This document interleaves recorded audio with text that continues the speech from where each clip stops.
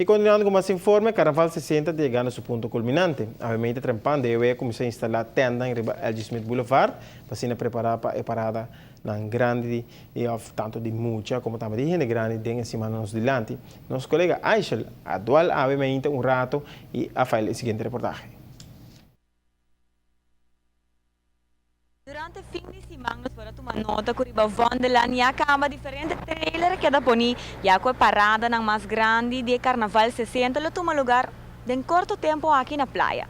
Se manga abre awe de eu ia começar a pôr tent na riba LG Smith Boulevard, caminho que o guarda poni 116 tent como cavel para assim turhene por bem mira e presenciar Carnaval 60.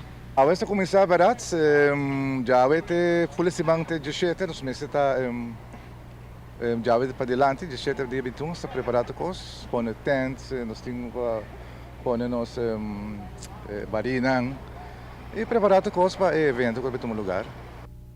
Tassina, que o ano passado, maneira ainda nós por mira riba Vondeland, riba ruta de Carnaval completa, estava queda por trailer rampa assim por mira Carnaval, pero de último 3 anos aqui cambia o sistema e põe tent riba LG Smith Boulevard e também isso que a maneira aqui está mais organizada e que o teatro está evaluando para pôr tent de Vondeland também em futuro cercano.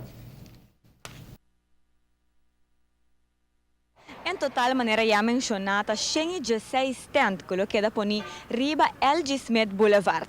Pois essa aqui é um trabalho de 4 dias. Se não pedi tour gente para ter um tiki paciente, esse não vai passar riba LG Smith Boulevard, como que essa aqui portal parcialmente será. Para notícia, boa noite, a minha é Simon.